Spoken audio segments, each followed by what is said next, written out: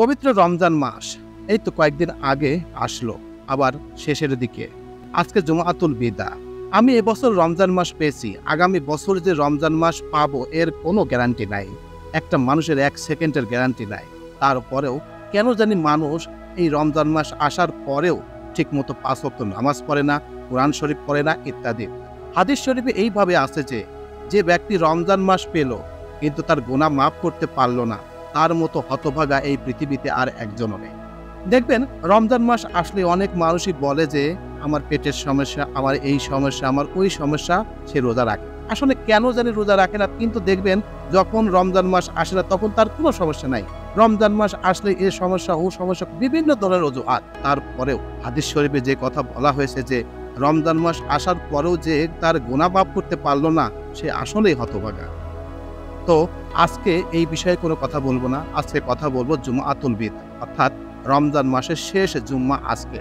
এই জুম্মা আবার 1 বছর পর আসবে, সেই 1 বছর পর আমি আপনি থাকবো কিনা তার কোনো গ্যারান্টি নাই। তবে এই রমজান মাসের এই শেষ জুম্মা অর্থাৎ আজকে বিভিন্ন মুসল্লিরা বিভিন্নভাবে মোনাজাত করবে, আল্লাহর কাছে ক্ষমা চাবে ইত্যাদি।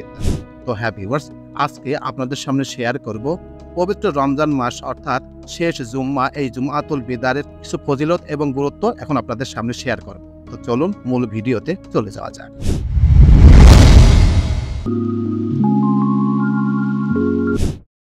পবিত্র জুমাতুল বিদা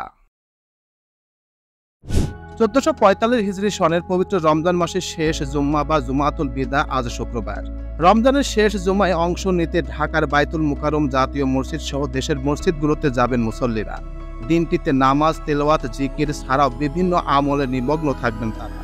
জুম্মার নামাজ শেষে মহান আল্লাহ তাআলার কাছে ক্ষমা রহমত চেয়ে দোয়া করবেন। আল্লাহ পবিত্র কোরআনে সূরা জুমার 9 নম্বর আয়াতে বলেছেন, হে মুমিনরা, জুমআর দিন নামাজে আজান দিলে তোমরা আল্লাহর জিকিরে দৌড়ে যাও এবং ক্রয় বিক্রয় পরিহার করো, তা তোমাদের জন্য কল্যাণকর যদি তোমরা তা উপলব্ধি করো।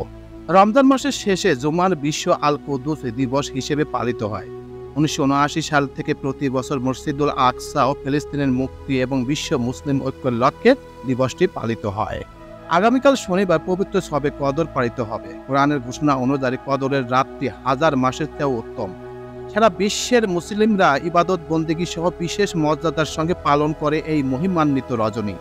অবশ্য লাইলাতুল কদর রমজানের শেষ 10 দিনের যে কোনো বিজোড় রাতেই হতে পারে। আল্লাহর অনুগ্রহ, ক্ষমা, জাহান্নাম থেকে মুক্তির মাস রমজান।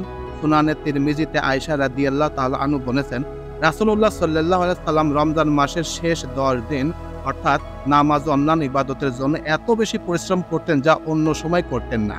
দেখেন আমাদের প্রিয় নবী হযরত মুহাম্মদ সাল্লাল্লাহু আলাইহি ওয়াসাল্লাম এই রমজান মাসে কত পরিশ্রম করেছেন, বিশেষ করে শেষ 10 দিনে। আর আমাদের মানুষ, আমাদের বাংলাদেশের মানুষ এই রমজান মাস আসলে বিভিন্ন অজুহাত, তার পেটের সমস্যা, এই সমস্যা, ওই সমস্যা, কত কথা বলে যে আমি রমজান মাসে রোজা থাকতে পারি না। আসলে তারা যে কেন এই কাজগুলো করে এটা আমি নিজেও জানি না। তাই মহান আল্লাহ তাআলার কাছে দোয়া করি এসব মানুষের হেদায়েত দান করুন। তারা যে কেন এত সুন্দর একটি গুরুত্বপূর্ণ দিন এবং এত সুন্দর একটা সুযোগ পাওয়ার পরও হাতছাড়া করেন। পবিত্র জুমাতুল বিদার ফজিলত ও গুরুত্ব।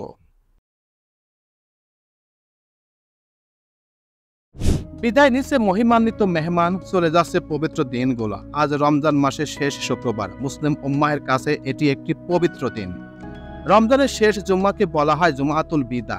জুমাতুল বিদা রোজাদারকে স্মরণ করিয়ে দেয় রমজানের শেষ লগ্নে এর চেয়ে ভালো কোনো দিন আর পাওয়া যাবে না। সুতরাং এই পুণ্যময় দিনটি যথাযথ সদ্ব্যবহার করা উচিত।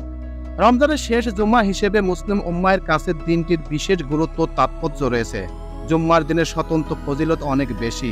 রমজানের প্রতিটি জুম্মার ফজিলত ও তাৎপর্যের দিক থেকে অনন্য। রমজান ও রোজার প্রধান উদ্দেশ্য ছিল মানুষের মাঝে তাকওয়া, খোদা ভীতির যোগ্যতা অর্জন করানো। আমরা রমজানে একমাত্র আল্লাহর নির্দেশে দিনে হালাল এবং পবিত্র জিনিসগুলো বর্জন করেছি। তাহলে ওই আল্লাহর হুকুম অমান্য করে রমজানের বাইরের দিনগুলো কিভাবে গুনাহে লিপ্ত হব? আল্লাহকে অসন্তুষ্টকারী কাজকর্ম কেন করে বেড়াবো? কেন আমরা মিথ্যা বলবো? কেন আমরা মিথ্যা সাক্ষ্য দেব? কেন অপরের হক নষ্ট করব? কেন মানুষের অধিকার হরণ করব? কেন জুলুম করব? কেন আমরা অন্যের রক্ত ঝরাবো?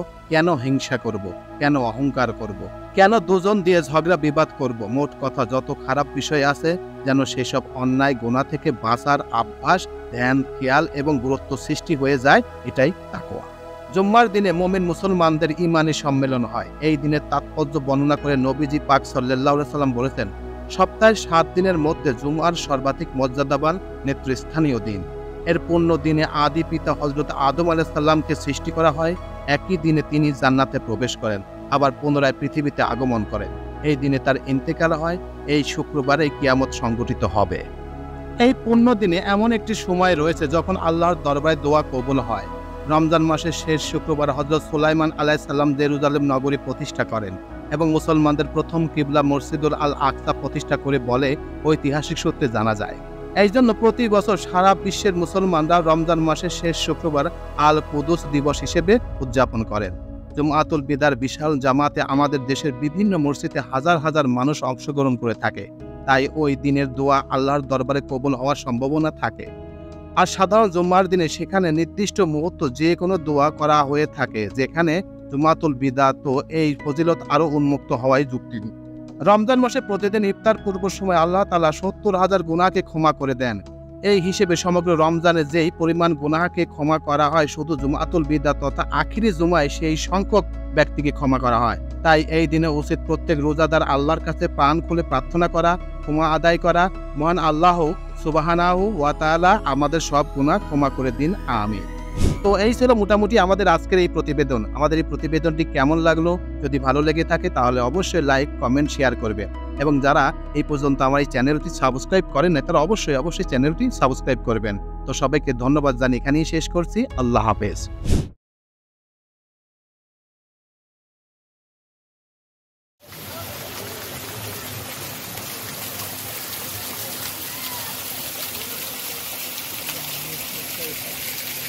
হুম।